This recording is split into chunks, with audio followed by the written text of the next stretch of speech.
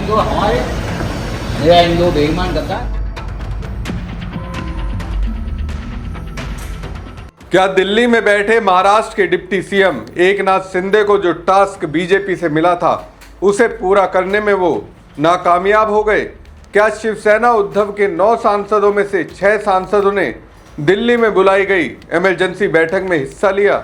शिवसेना उद्धव ठाकरे की ओर से बुलाई गई बैठकों में कौन कौन सांसद आए? नमस्कार दोस्तों, मैं हूं परवीन सानी। दोस्तों, पिछले कई दिनों से ये दावा महाराष्ट्र के डिप्टी सीएम एकनाथ शिंदे की तरफ से हो रहा था कि उन्होंने उद्धव शिवसेना के 6 सांसदों को तोड़ लिया है। अब उसका फैक्ट चेक करने के लिए उद्धव सेना की ओर से दिल्ली में एक इमरजेंसी बैठक बुलाई गई। इस बैठक में जितने सांसद आए वो सिर्फ दिखने वाला आंकड़ा है, लेकिन असल कहानी कुछ और है। जो दिख रहा है वास्तव में अभी वैसा है नहीं। सस्पेंस अभी भी बरकरार है। उद्धव ठाकरे के साथ साथ बीजेपी की भी धड़कनें बड़ी होंगी, क्योंकि तोड़फोड़ हुई है इसे कॉन्फिडेंस के साथ बीजेपी भी नहीं कह सकती।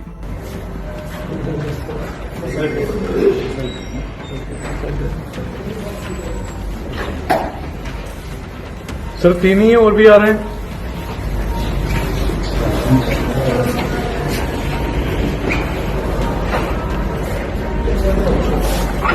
अभी सिर्फ खबर प्लांट की गई है कि शिवसेना के ज्यादातर सांसद बागी हो गए, क्योंकि कितने सांसद किसके साथ हैं इसे लेकर सिर्फ शिवसेना उद्धवी आंकड़े दिखा रही है। एकनाथ शिंदे अभी वैसा नहीं कर पा रहे हैं। दोस्तों, दिल्ली में उद्धव सेना ने एक इमरजेंसी बैठक बुलाई।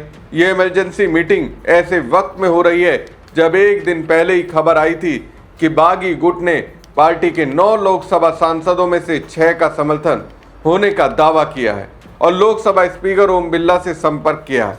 2022 में शिंदे की बगावत जैसी स्थिति दोबारा ना बने, इसके लिए उद्धव गुट ने अपने सभी 9 सांसदों को दिल्ली में बैठक के लिए बुलाया और व्यक्तिगत रूप से शामिल होने का निर्देश देते हुए 3 लाइन व्हिप जारी किया है।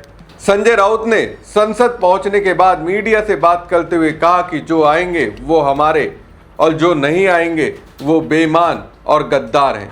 संजय राउत ने 17 जून को एक प्रेस कॉन्फ्रेंस में बोलते हुए कहा था कि कल यानी 18 जून को हम मेज सजाएंगे, थाली लगाएंगे, जिसको भी नमक चखने आना है आ जाए।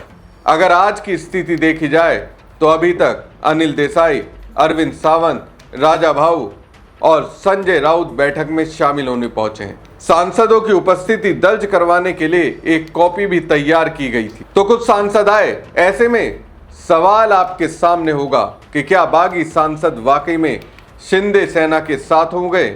दोस्तों, ऐसा नहीं है, क्योंकि कुछ सांसदों ने अपनी अपनी मजबूरी बैठक में नहीं आने की बता दी है। दोस्तों, हिंगोली से सांसद नागेश ने सुबह उद्धव ठाकरे से बात की, यहां तक कि संजय राउत से भी बात की। उन्होंने कहा कि वो शिवसेना उद्धव के साथ हैं। उनके बेटे ने भी यही कहा। नागेश के बेटे चुनाव लड़ रहे हैं और वो उनके निर्वाचन क्षेत्र में प्रचार कर रहे हैं। एक और सांसद दीना पाटिल हैं। जब उन्होंने खुद को बागी सांसदों की लिस्ट में देखा तो वो गुस्से में आ गए। उनका भी यही कहना है कि मैं उद्धव ठाकरे के साथ हूँ। सभी सांसदों के आने की उम्मीद है सर। सभी सांसदों के आने की उम्मीद है सर। देख लीजिए, जो आएंगे वो हमारे, मेरा आएंगे वो बेईमान गद्दार। कितनी उम्मीद है सर? कितने आएंगे सर? सर बिल्कुल कंपल्सरी। अरुण जी,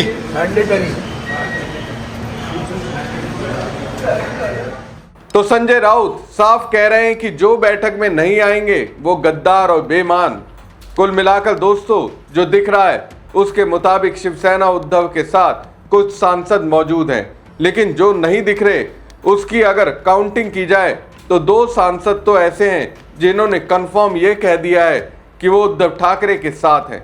दोस्तों, एक और सांसद हैं जिन्हें शिंदे ने अपनी लिस्ट में शामिल कर बागी बताया है, लेकिन उनका कुछ और ही कहना है।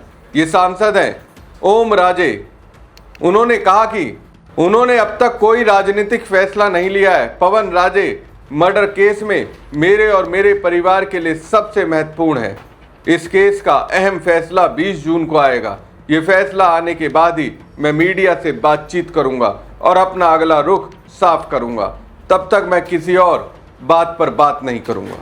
उन्होंने ये भी बताया कि वो फिलहाल दिल्ली में नहीं है, बल्कि अपने परिवार के साथ पुणे में है। इस बीच ओम राजे की संभावित बगावत की खबर से धाराशिव जिले में ठाकरे गुट के कार्यकर्ताओं में आक्रोश है। उनका कहना है कि अगर उन्होंने पार्टी को धोखा दिया तो वो इसे बर्दाश्त नहीं करेंगे। अब सभी की निगाहें 20 जून को होने वाले पवन राजे केस के फैसले और उसके बाद ओम राजे के स्टैंड पर है। तो दोस्तों, ओम राजे ने 20 जून तक अपने फैसले को टाल दिया है। फिर भी अगर आंकड़ों के लिहाज से देखा जाए तो बैठक में आए 3 सांसदों और फोन पे समर्थन जताने वाले 2 सांसदों को जोड़कर देखा जाए तो उद्धव गुट खुद को मजबूत स्थिति में दिखाने की कोशिश कर रहा है। ऐसे में 2/3 संख्या जुटाने का दावा फिलहाल पूरी तरह साबित होता नहीं दिख रहा है। इससे यही संकेत मिलता है कि उद्धव ठाकरे का प्रभाव अभी महाराष्ट्र की सियासत में पूरी तरह खत्म नहीं हुआ है। दावा मूल शिवसेना नहीं, मूल शिवसेना यहाँ ठीक पे है, शिवसेना यूपी के वो गद्दार शिवसेना। ठीक है शिवसेना शिवसेना क्या बात यूपी है? के नहीं, 6 नहीं। सांसद जो है एसएलपी सुप्रीम कोर्ट में चल रही है। चलिए ठीक है ये शिंदे की शिवसेना कब से मूल शिवसेना हो ठीक है गई? शिंदे साहब जहाँ ठाकरे वहाँ शिवसेना, ठीक है जहाँ ठाकरे वहाँ शिवसेना। ठीक है ये कोई शिंदे बिंदे भिंदे मिंदे अगर उनकी शिवसेना बन गई, कल कोई बोलेगा ये बीजेपी नहीं और किसी की मूल बीजेपी है। नहीं ठीक है जहां ठाकरे वहीं शिवसेना, ये कहना है संजय राउत का। फिलहाल तो यही दिख रहा है कि उद्धव ठाकरे का पलड़ा भारी नजर आ रहा है। शिंदे शायद ही इस बार बीजेपी को पूरी तरह खुश कर पाएंगे। तो दोस्तों, पूरे घटनाक्रम को अगर एक साथ जोड़कर देखा जाए तो तस्वीर वैसी नहीं दिखती जैसी पिछले कुछ दिनों से पेश की जा रही थी। दावा किया गया है कि उद्धव ठाकरे के 9 में से 6 सांसद एकनाथ शिंदे के संपर्क में हैं और कभी भी पाला बदल सकते हैं। लेकिन अब तक जो तथ्य सामने आए हैं वो इस दावे की पूरी तरह पुष्टि नहीं करते। दिल्ली की बैठक में उद्धव गुट के सांसद और नेता पहुंचे। दूसरी तरफ हिंगोली के सांसद नागेश ने खुद उद्धव ठाकरे और संजय राउत से बात करके अपना समर्थन जताया। दीना पाटिल ने भी साफ कर दिया कि उनका नाम बागियों की सूची में गलत तरीके से डाला गया है और वो उद्धव ठाकरे के साथ है। वहीं ओम राजे ने भी अभी तक शिंदे गुट के साथ जाने का कोई ऐलान नहीं किया है। उन्होंने अपना राजनीतिक फैसला 20 जून के बाद तक टाल दिया है। यानी जो तस्वीर अभी तक सामने आई है उसमें कम से कम 6 सांसद ऐसे दिखाई देते हैं जो या तो खुलकर उद्धव ठाकरे के साथ खड़े हैं या फिर उन्होंने शिंदे गुट के साथ जाने की पुष्टि नहीं की है।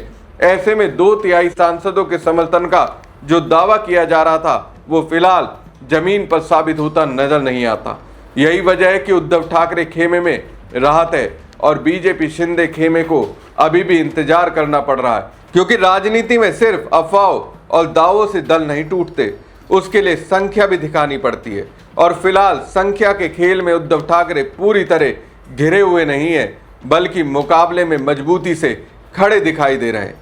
हमारी खबर आपको कैसी लगी कमेंट बॉक्स में कमेंट करके जरूर बताएं। साथ ही पेज को ज़्यादा से ज़्यादा लाइक और शेयर कीजिएगा। धन्यवाद। तो आएंगे हमारे, मेरा इन दो बेईमान करता है।